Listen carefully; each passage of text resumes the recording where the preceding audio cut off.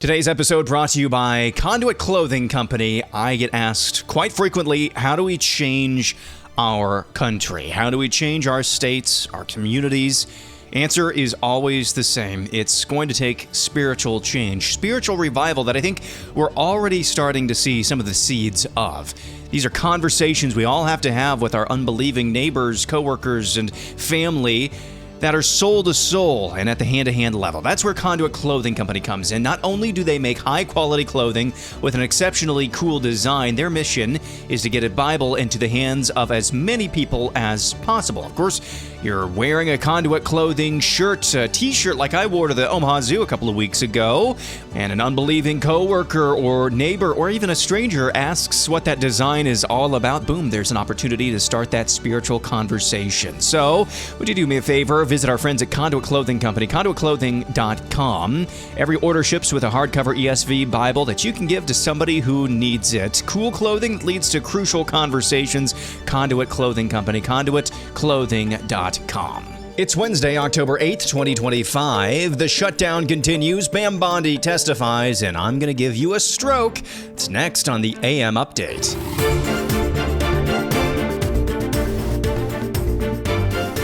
I'll tell you what, I'm getting calls from Democrats wanting to meet. I never even heard their names before, and they're claiming to be leaders. The Democrats have no leader. They remind me of Somalia, okay? You know?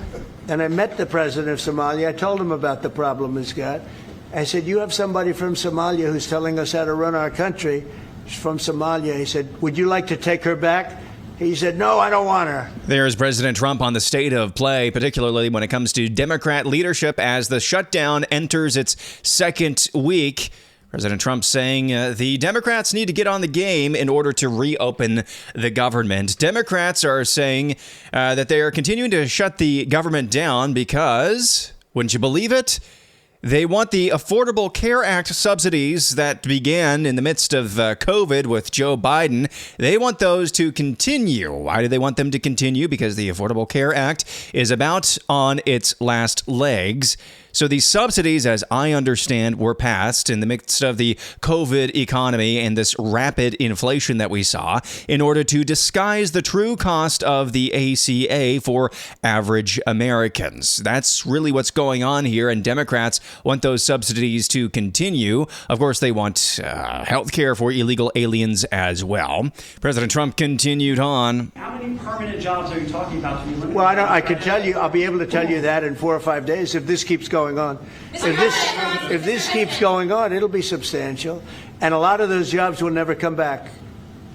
But you're going to have a lot closer to a balanced budget, actually. President Trump saying there could be job losses for federal employees if Democrats don't vote to reopen the government. He made all those comments at the Oval Office during his meeting with Prime Minister of Canada, Mark Carney, who he described as a great person, a great man, and was asked why he hasn't done a deal with Canada yet if Mark Carney's so great. Because I want to be a great man, too. Thank you very much. Thank you. So there is Prime Minister Mark Carney along with President Trump at the White House yesterday. Well, this continues to dominate the news cycle, the story about how the Biden Department of Justice wiretapped multiple Republican congressmen, including multiple senators, one of which, Josh Hawley of Missouri. Attorney General Pam Bondi was hauled in front of the Senate Judiciary Committee yesterday on the heels of this news. Josh Hawley asked her why this is coming to light now. Attorney General Bondi, good to see you. Welcome. I've been listening closely in this hearing, and I've heard over and over from my Democrat colleagues concerns about targeting political enemies, and they've accused you of all manner of things and the current president. I've also heard them said, and I just wrote it down because I wanted to be sure I heard it correctly. I've heard them say that Joe Biden never targeted his political enemies. Joe Biden never directed his attorney general to target his political opponents. That's interesting, because I could have sworn that yesterday we learned that the FBI tapped my phone. Let's look at it. We've got a list. Tapped my phone, tapped Lindsey Graham's phone, tapped Marsha Blackburn's phone, tapped 5 other phones of United States senators. Gee, it sure looks like targeting political opponents to me, and yet I haven't heard a word from that side of the dais about any concern whatsoever. We've got nothing but concerns today, but no concern at all for a Justice Department that is tapping the phones of sitting United States senators because who knows why. They don't like them. They're members of the opposition party. They're Republicans. They're conservatives. You've seen this document, Attorney General Bondi. What was going on here? Who ordered this? Who ordered the tapping of the phones of United States senators? Senator Hawley, I cannot discuss the details of that right now for very good reason. You're going to do a thorough investigation into this, I trust. Is that correct?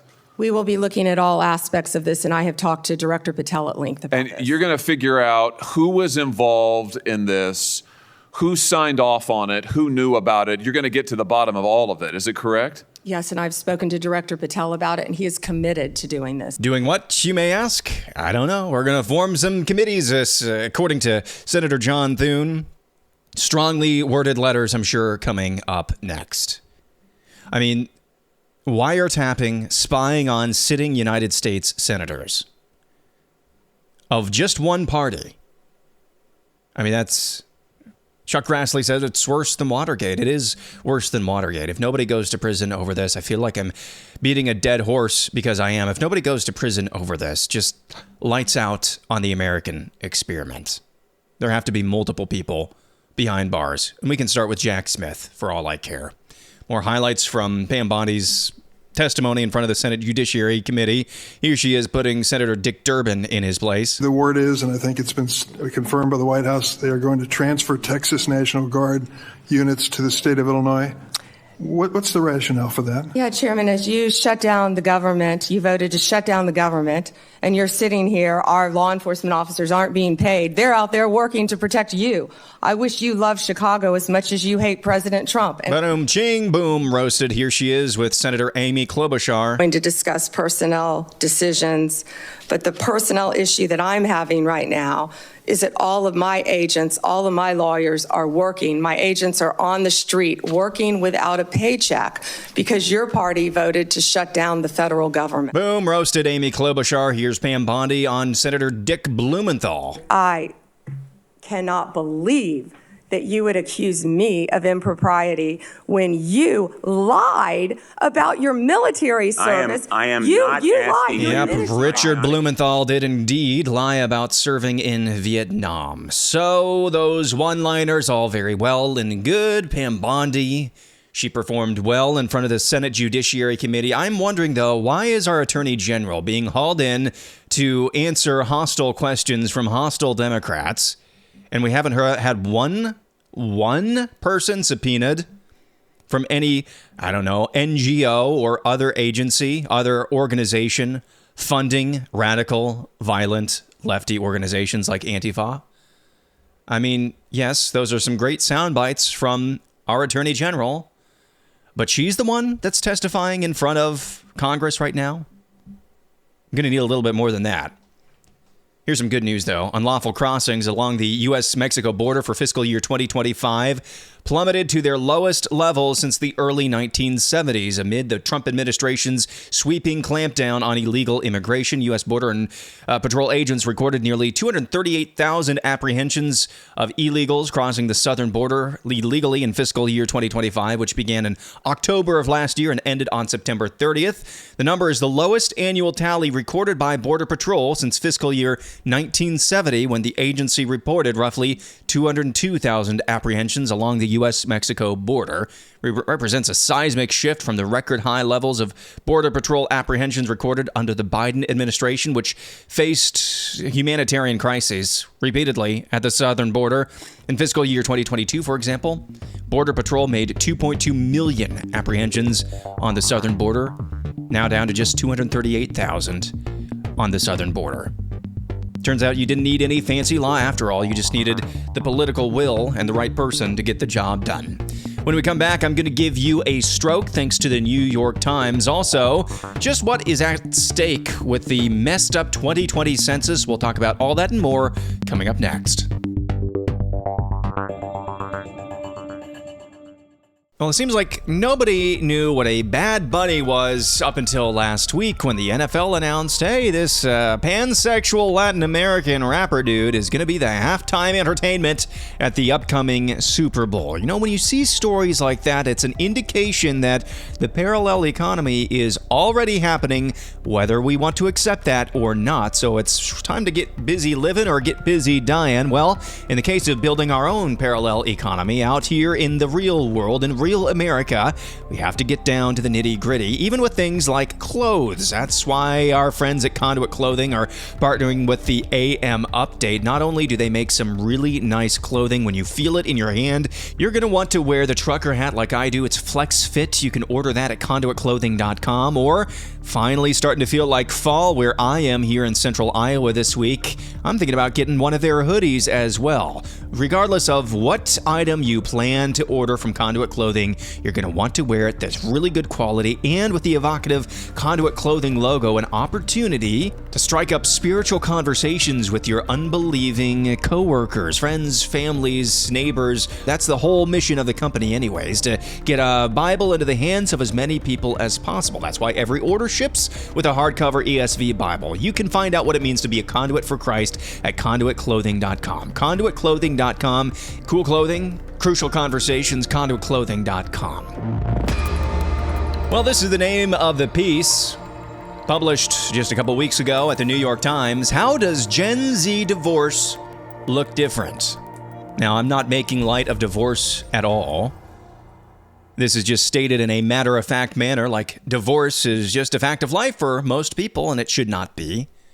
There's 1,000 commentaries on the proliferation of divorce culture and broken marriages over the last multiple generations.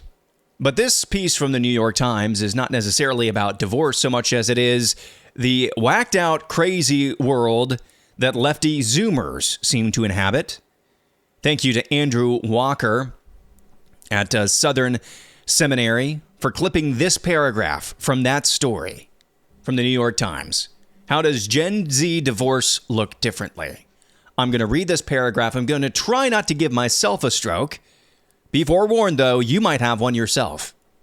Here is the paragraph, or a couple of paragraphs. Quote, in 2021, Kyra Benson, a violinist living in Seattle, knew it was time to get a divorce, ending their 2-year, quote-unquote, lavender marriage. What is that? Wasn't an easy decision, but the musician had a supportive ally. Quote, if you have to dump your ex-husband, Mix Benson said, that's MX, I think that's how you pronounce it, Mix Benson said, co-dump him with his mistress. Before the breakup, Mix Benson, not Miss, not Mrs., but Mix Benson, 27, who uses the pronoun they, checked in with their therapist who said a divorce would be a quote-unquote good choice. Out of queer identity solidarity, they informed their husband's mistress this was kosher in Mix Benson's arrangement, which was not a legal marriage but a domestic partnership, about their shared partner's troubling behavior. The night of the breakup, Mix Benson and the mistress spent a cozy evening together. We were eating a lot of comfort food, playing a lot of Animal Crossing. There it is. Did you stroke out? I'm going to try to connect these dots for you. So there's a woman who is ending a quote-unquote lavender marriage to her husband, but it's not really her husband because they didn't get married. They were in a domestic partnership.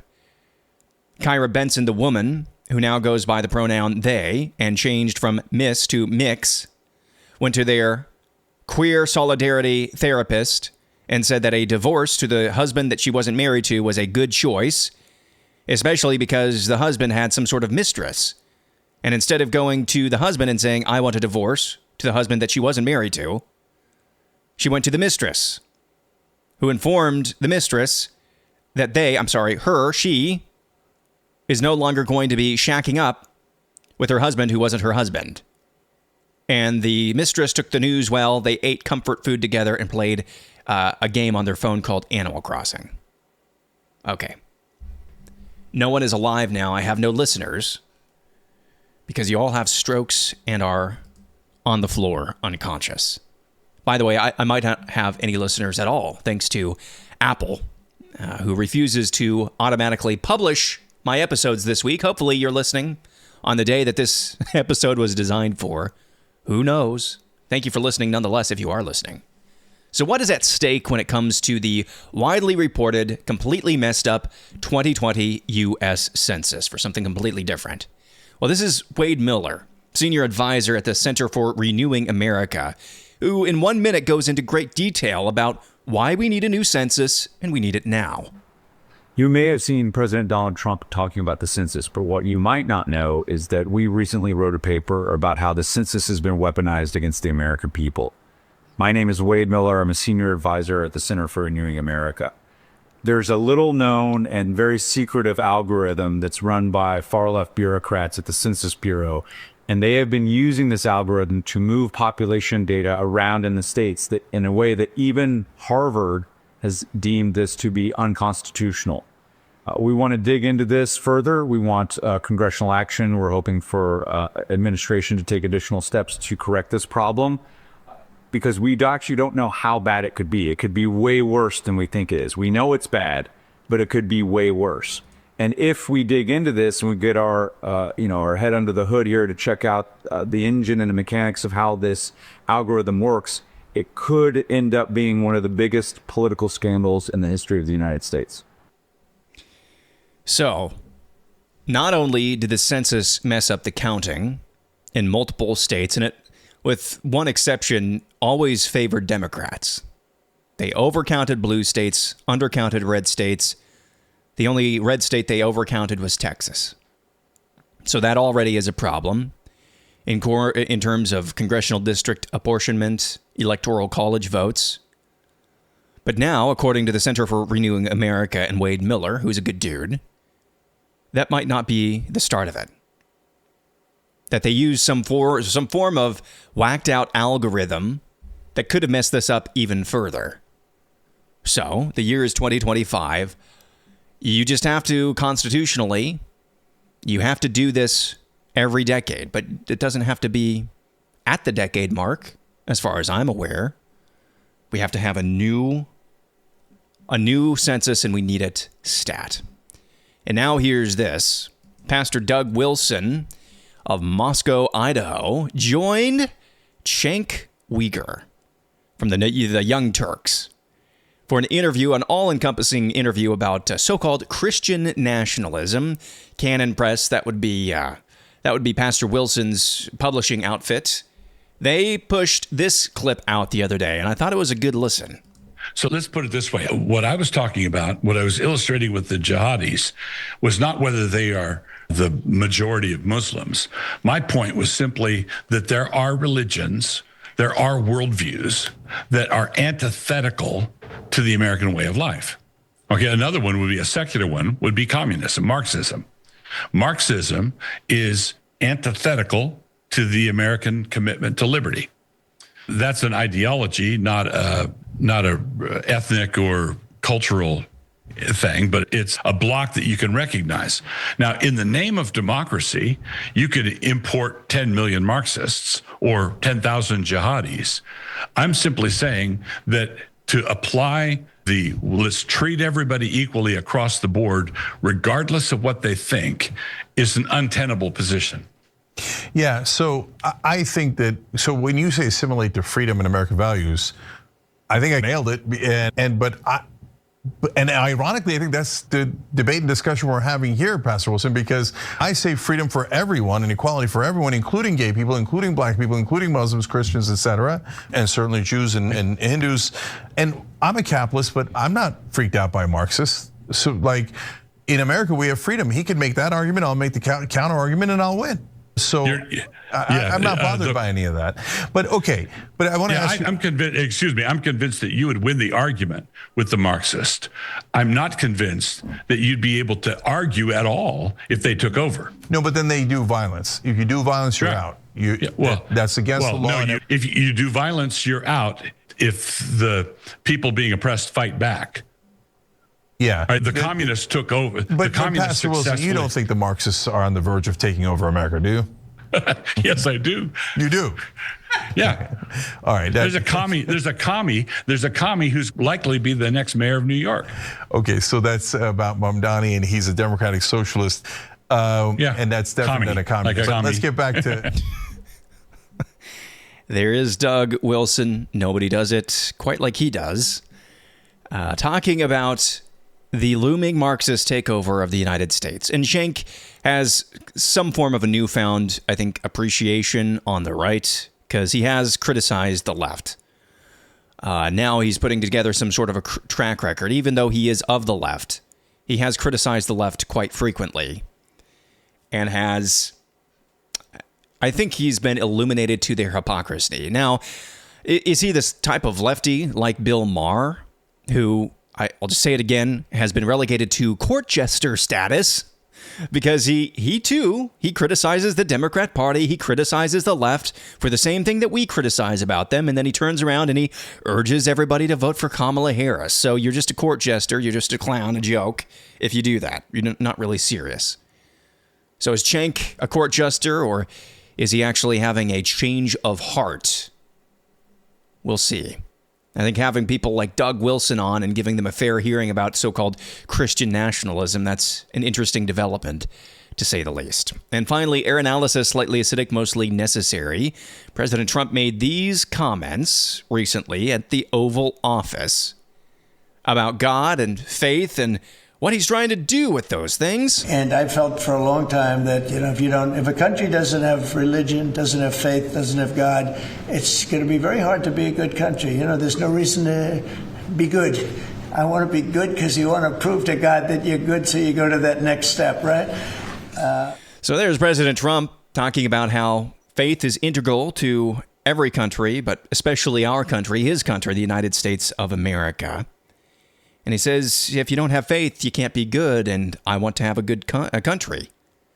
And I want to do good so that I can prove to God that I can take the next step. There was a time not that long ago where I would have listened to that from President Trump, or really anybody in a position of power or with a platform, and I would have said, that's not how it works, that's not how any of this works. You don't earn your way into heaven, Mr. Trump. You don't understand it. That's not how you do it. And while that is true, and there is more to the story when it comes to your relationship with God, I think in this day and age, isn't it apparent now that at least that instinct is waning? And that's not a good thing. See, President Trump is just talking there like a person who is a cultural Christian, doesn't really understand the ins and outs of Christianity, but understands and acknowledges that God exists and that he is in a position of authority over you. And so the natural inclination, if you're a cultural Christian, is to do what? You want to please him by doing good works. Now, that's not the totality of the story, but that's a good instinct to have if you're just a cultural Christian. And I think anybody expressing something like that doesn't deserve your derision, but deserves your prayer and needs your prayer. Because the flip side of that is what we're seeing now from just the demonic, chaotic corners and cesspools of our society. They recognize there is a God as well. And instead of trying to get on his good side, which is the natural fallen inclination if you're not totally given over to your depraved mind, instead of doing that, they're thumbing their nose at God. They are embracing the demonic. They are embracing the worst instincts of human nature. Whether as a troll to Almighty or as direct rebellion to Almighty. I'm not saying these are two sides of the same coin. I'm saying they're totally different worlds. In the one world, you have the Trumps of the world, the cultural Christianity of the world, that acknowledges there is a higher power, a God. And if you don't have the Holy Spirit within you, if you acknowledge there is a God and he is in a position of power above you, if you're not given over to your depraved mind, then you're going to try to get on that God's good side by doing good things. Is that enough to get into heaven? No. But is that good, or at least better than the other world? Because the other world is saying, yes, there is a God. And I'm choosing my side here. I'm on the side of Satan. How do you like them apples? See, this country has existed in the former world for a long time.